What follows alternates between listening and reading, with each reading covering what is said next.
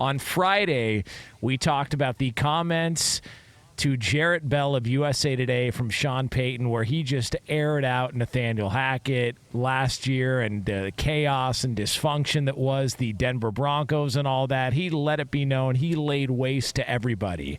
And it took less than 24 hours before that story came out, before Sean Payton decided he needed to apologize for what happened, said he was going to reach out to Robert Saleh and the Jets at some point to try and make amends for the comments that he made to Jarrett Bell of USA Today. But he did try and explain what happened in that sit-down. Let's take a listen to the new Broncos coach. Yeah, listen, I had one of those moments where I still had my Fox hat on and not my coaching hat on. And, I said this to the team in the meeting yesterday. We've had a great offseason relative to that, and I've been preaching that message. And here I am, the veteran, stepping in it. And it was a learning experience for me. It was a mistake, obviously. I needed a little bit more filter, There's a pound of flesh for these guys, and as a coach, you stick up for them. And after a while, we're past that season last year, and I said what I said, and obviously I needed a little bit more restraint, and I regret that. That being said, what I told the team is, if it can happen, and I think I'm pretty good relative to working with the media and pretty savvy, and I just had one of those moments. 2 lattes in the morning, first one I see, and 40 minutes later, I'm regretting it. So it is what it is. So be careful of those lattes. They can make you do stupid stuff sometimes. You got to be careful. It's dangerous. He hit him with the Shylock pound of flesh too from Merchant of Venice. There you go, pound of flesh. Now, all right. Now, thought that was pretty interesting. Can I first ask this? Is anyone surprised though that Sean Payton came out and made an apology? Not really. I was expecting. I hate that he did it. I don't like that he did it. Just stand on it. Like, everything that he said did not diffuse the fact that he meant what he said. He never said in that soundbite that I didn't mean what I said.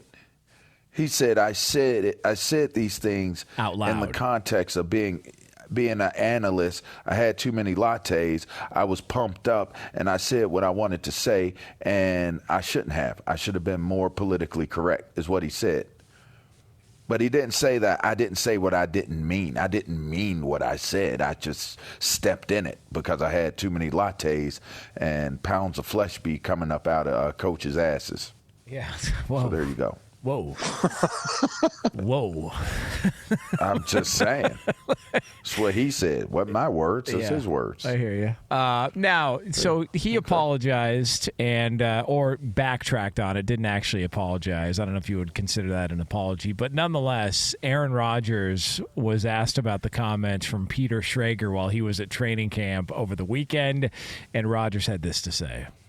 Yeah, I love Nathaniel Hackett, and those comments were very surprising.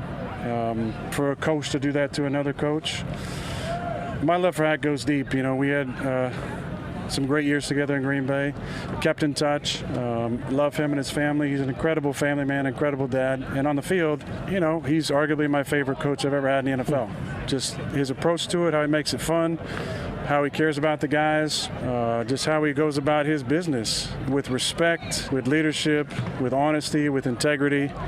And it made me feel bad that someone who's accomplished a lot in the league is that insecure that they have to take another man down to set themselves up for some sort of easy fall if it doesn't go well for that team this year. Thought it was way out of line and inappropriate, and I think he needs to keep my coach's names out of his mouth. Yeah, that's what I'm talking about.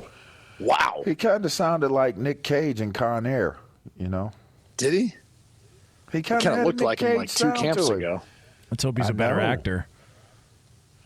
Oh, don't disparage Nicky Cage like that. He's not that great. Don't do that. Pretty good actor. Don't do that. Really, yeah.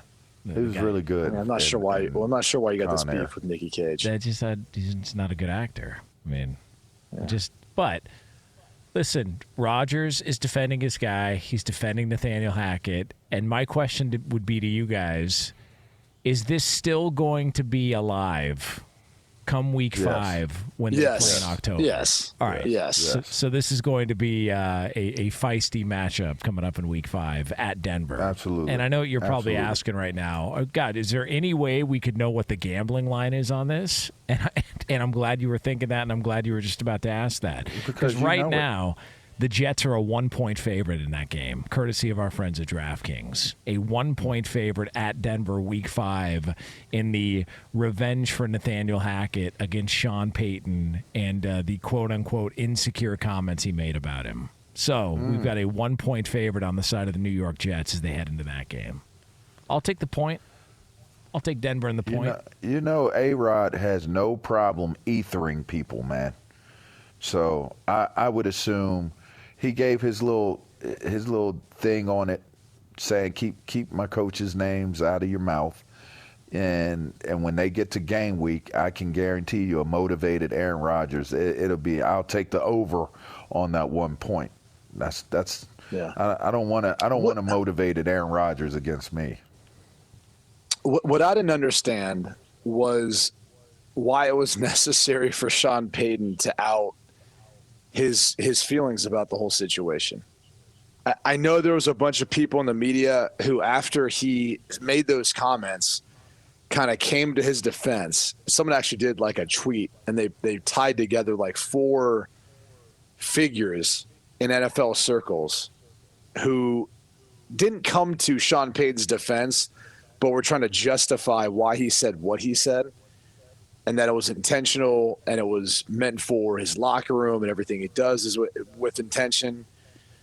And it feels like that's not the case if you have to go out and walk it back, kind of like he did, right? Yeah. Like that. Like if he meant what he said, yeah. But I think there's the other side of this. The other side of this to me is I don't really understand how, people said, oh, the Jets have been trying to win the offseason. It's like, well, I don't really get that narrative. Like, they're trying to win a Super Bowl. They went and got a quarterback. They've went and tried to, if they, there's rumors they're going to try to go after Devontae Adams if he's unhappy in Vegas, right? There's all these things. They're just trying to win a Super Bowl. And Hard Knocks picked them. It wasn't like they picked Hard Knocks. I mean, to the best of my knowledge, I don't think the Jets could just turn it down, could they? No, the NFL forced their hand. Yeah. And so it's not like they chose to do that. And the irony to it is Denver, anything that happened last year, right? His quarterback chose to put out that content, chose to, create that let's ride. That was their doing. It wasn't like that was, and there's still some people in-house who chose to do that. I kind of feel like it was just one of those moments that maybe it wasn't lattes that he was drinking, that it was something else that caused him to kind of go off. Martini lattes. Yeah, is that what it is? One of those. Lattes. Yeah, those are supposedly really good, man. Oh, they are. It's like those espresso martinis. I think espresso martinis. That is correct. They are really good. But you know what I'm saying? Like, none of it really makes sense unless it was just a flat out mistake. And he had him talk to someone after,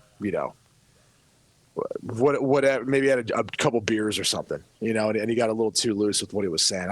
I don't really understand why you would do that. Well, that's just me. Some of the comments included members of the Broncos that are still there, like front office members. That's what I just said. Like the front office and all that. Like, those were the same people who, if you want to condemn the actions of the offseason, like, there's a lot of people who are still, your quarterback's still there. Yeah. Your front office folks are still there. That's what makes it a little awkward. Like, I wonder, Jared Bell's not the type of reporter who wrote the article to do that. And obviously Sean didn't come out and say that. So it's just, the whole thing's a bit bizarre how it would become public or why he would want it to become public. Even if people in the media who feel like it's intentional in some way, I'm just not sure what good that does for your team.